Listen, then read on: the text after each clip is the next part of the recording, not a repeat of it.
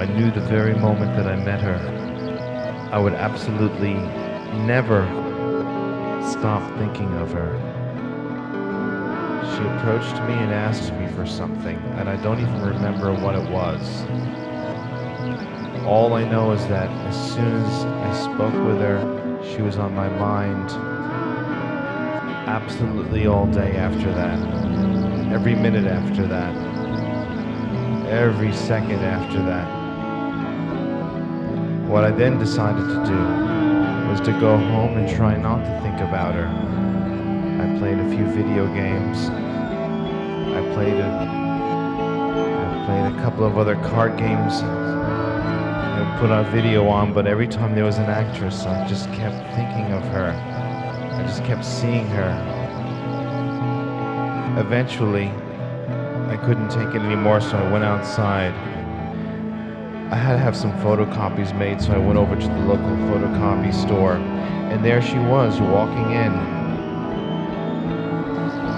I just stood looking at my photocopies, just making them over and over and over again, and she said, "Hi." And I said, "How are you doing?" She goes, "I'm well."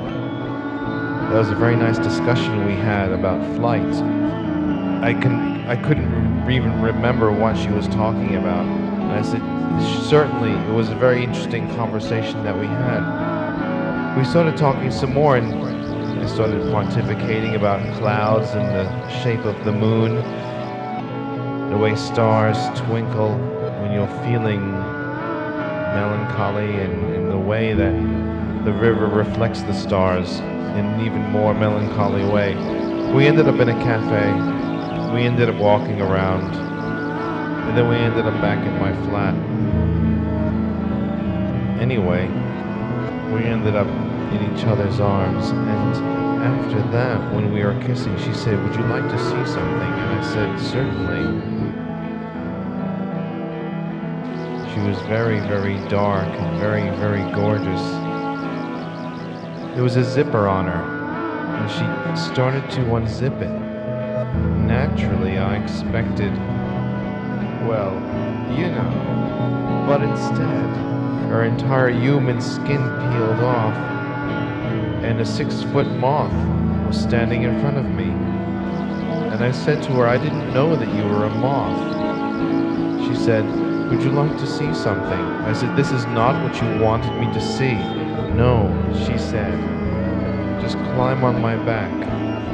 So I climbed onto the back of this gigantic moth, and she flew out the window. And before I knew it, the city was beneath us, and then New York Harbor was beneath us. The Verrazano Bridge was beneath us.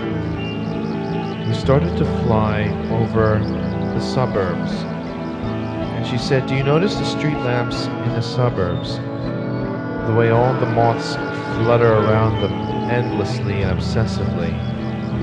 I said, "I've always enjoyed that sight." She said, "That is why I'm giving you this ride."